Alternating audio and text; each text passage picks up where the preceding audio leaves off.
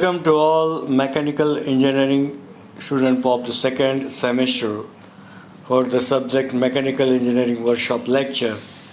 We have discussed first part, that is of fitting shop. Now remaining part will be considered here. Myself Professor Sindhi Devi, working as a lecturer in mechanical engineering department. Today we will see the drills.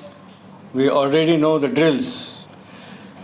Why they are used to make the circular holes. These are made up of high speed steel, HSS, chromium steel, carbon tool steel. It has the following parts: body, neck, shank, tang.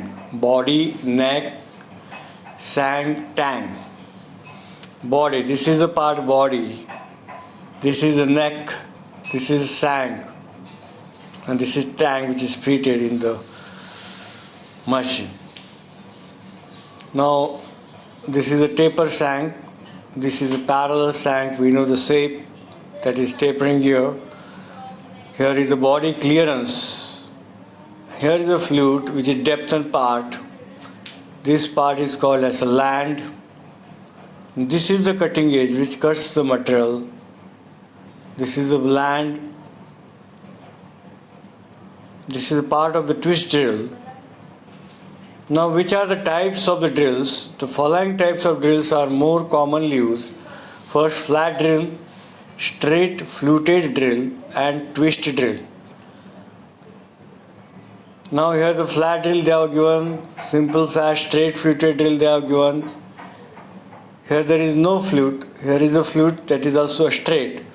But now parallel shank drill. This is shank is parallel, both the lines surfaces are parallel with respect to the center. Now if you observe the shank, here this is the shank, they have given, this is the flutes, and this is the body clearance they have given here, this is the cutting edge, and we have already seen first figure body this is. Now tapered shank drill, here is the taper that is maintained in the same position, tang. Body clearance is here, flutes are here, the cutting edges, and this is the land. Now reamers. After the drilling operations, reamer is used to finish the drilled hole. It consists of body and shank. This is called a shank, this is a neck, and this is a body, that is flute length. These are the flutes. Here the square type of head is provided here. Now you see the types of reamer. This is a hand reamer that we use for fitting with the help of hand, manual operated. This is the machine reamer, somewhat inclined flutes. And this is expanding types of reamer. Now taps, we know the taps. Taps are used for making the internal threads in the drilled hole. This is a square. These are the flutes. Here they are provided flutes. On the flute, the remaining part is that is circumferential. Some part is flutes, and here is the tapered end at the start edge when it starts the entry. And this is the body. And here we see the serrations for the drilling, for tapping. Taps are available in following three types. Tap of first tape, that is rough. Plug or second tap, that is semi-finished tap. Bottoming tap, finished tap. Here they are given the figure. What is the difference you are finding here? That is the lead. In taper tap, plug tap, and bottoming tap, the lead in the taper tap is at the highest length. Here is the medium, and here is very low at the bottom at the finishing tap. Now to provide the internal, external holes with the split die is used. This is the die stock.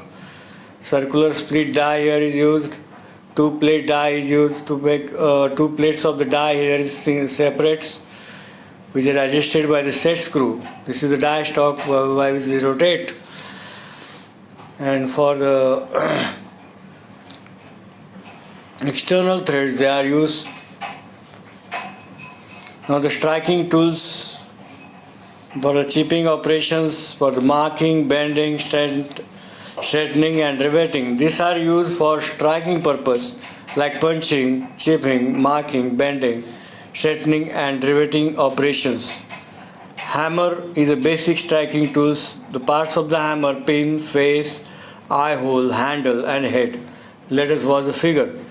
This is a pin which is a circular shape, spherical. This is the face which is flat at the bottom and complete cylindrical. This is the eye hole in which we fit. This is the wooden handle. This is the check and this is the wedge. Now here are the type: ball pin hammer. This is the ball pin type. This is cross pin hammer and this is straight pin hammer. Soft hammer for the soft working purpose. Now marking tools. Marking is the process of layout of size on work piece. The following tools are used in marking out operations: scriber, second divider, Jenny caliper, scribing block, angle plate, V block, punch, tri-square, surface plate and straight edge. Let us see the figures. These are the scribers by which we can mark the dimensions or the layout. This is double point scriber, this is single point scriber. We can scribe on the workshop on the hard material. We will find the impressions, scratch impression. Now, why the dividers are used? For the internal external thread measurement, for marking the circular holes, arcs on the job. Here is the vernier height gauge, surface plate, work, this is the work, angle plate, this is the angle plate. Maintain 90 degree, we can obtain the accurate dimensions. This is the scriber is used on the base, on the spindle plated clamp. This is the angle plate and V block for the round jobs. These are the punches: prick punch, center punch, use of punch. By hammering we can mark the boundaries of the cutting where we can cut the material. Small dots can be obtained by the punches. These are the tri-square to maintain 90 degree. Here they are shown the 90 degree, maintain the 90, which is very useful. This is the 90 degree which we can help. We can just place it and measure whether it is in 90 degree checking. This is surface plate for the marking, zero allowance. Okay, thank you.